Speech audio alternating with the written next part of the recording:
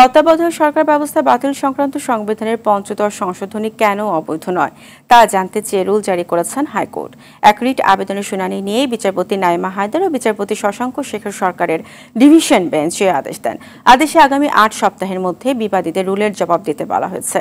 দর্শক, খান আলামিনের রিপোর্টটি এখন দেখুন। সংসদের মেয়াদ শেষ হওয়ার আগের ৯০ দিনের মধ্যে এবং সংসদ বহাল রেখে দলীয় সরকারের অধীনে জাতীয় নির্বাচন অনুষ্ঠানের বিধান এখন সংবিধান সম্মত। বিগত ৩টি জাতীয় সংসদ নির্বাচন তাই শেখ হাসিনা সরকারের অধীনেই হয়েছে। তবে এই বিধানটি সংবিধানে ছিল না।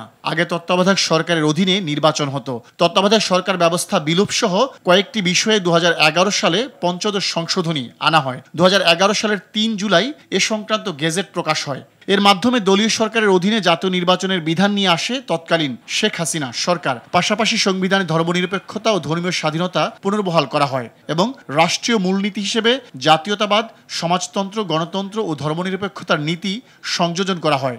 শেখ মুজিবুর রহমানকে স্বীকৃতি দেয়া হয় জাতির পিতা হিসেবে। জাতীয় সংসদে নারীদের জন্য সংরক্ষিত আসন সংখ্যা বিদ্যমান ৪৫-এর জায়গায় করা হয় ৫০।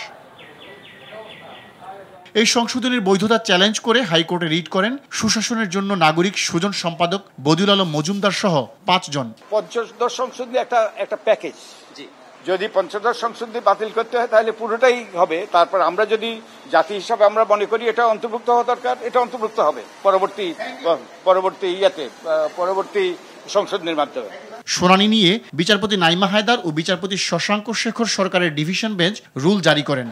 কারণ পঞ্চদশ সংশোধনীর মাধ্যমে দশম এবং একাদশ সংসদের নির্বাচন তত্ত্বাবধায়ক সরকারের অধীনে করার ব্যবস্থা বাতিল করা হয়। কাজে এটা অ্যাপিলেট ডিভিশনেরও একটা আদেশের পরিপন্থী। কাজে এই পঞ্চদশ সংশোধনীতে অনেকগুলো আইনগত এবং সাংবিধানিক সমস্যা আছে এবং আমরা যখন রুলের শুনানি করব এগুলো আমরা আদালতকে বলবো। কাজে আমরা এই জিনিসগুলো যেন কোর্ট দেখেন সেই জন্য আমরা একটা রুল চেয়েছি এবং কোর্ট আমাদেরকে একটা রুল দিয়েছে।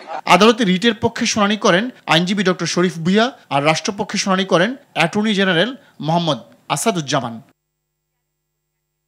খান আলামিন, RTV, ঢাকা।